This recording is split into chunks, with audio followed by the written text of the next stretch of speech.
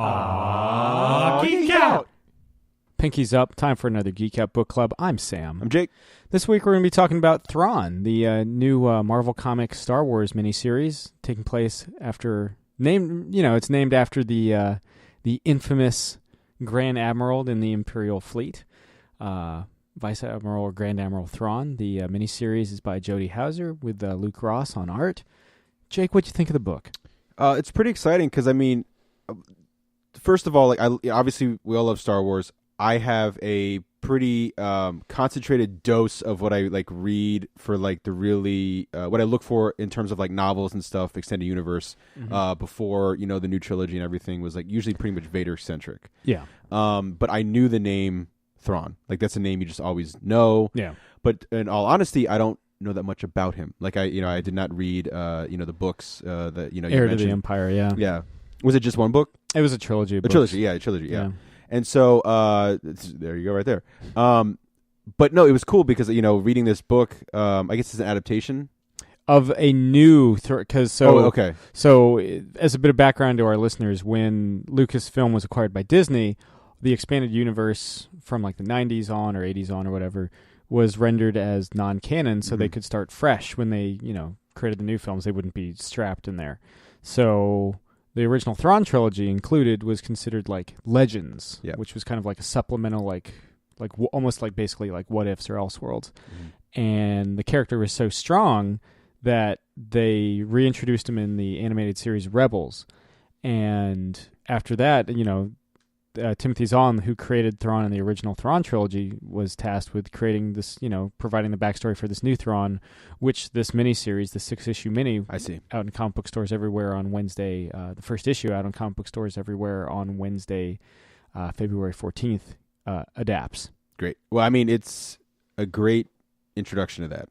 And like I said, it's kind of cool because, like I said, I knew the name. Obviously he's a very striking figure in the uniform and the blue skin, the red eyes.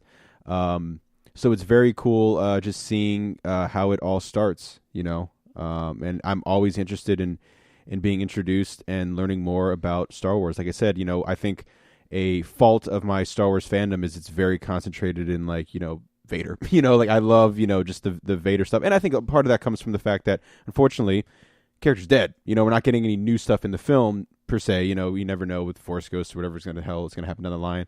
But in terms of right now, I mean, that's a great way of keeping that character alive with the great Star Wars books they've been doing with Vader.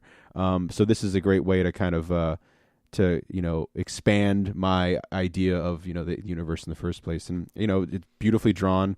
The character Luke Ross, fantastic, and the character, I think one of the strong points, or one of the reasons people love the character so much, is just how fucking cunning and smart he is. He's a master tactician. And, you see that in the book, right off the bat. I mean, well, and I awesome. think that's a credit to Jody who writes that. She also did the Rogue One adaptation, and she currently writes The Amazing Spider-Man: Renew Your Vows.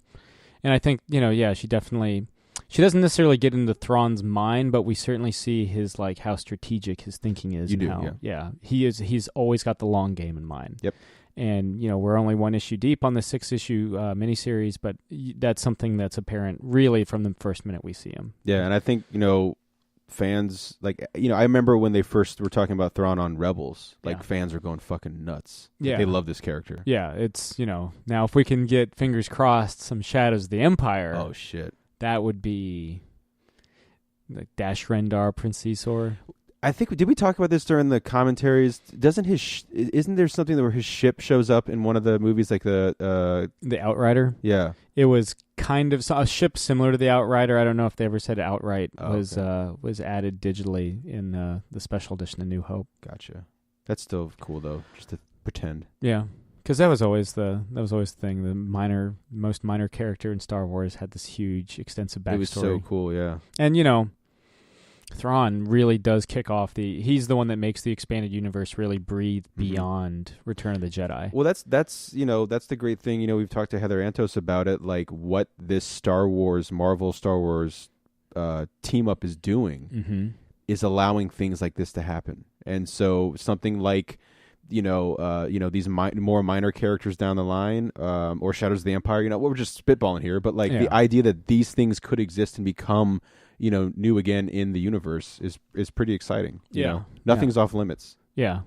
except the bunny rabbit, probably. Oh, the green rabbit. Yeah, the from green the Star rabbit. Wars Yeah. from like Star Wars number. I do like yeah. the first. There's that great variant cover for the first issue. Oh yeah. Where he's like, "Anybody home? I can hear breathing," and like everyone's like trying to be quiet, and Vader's doing his famous breathing.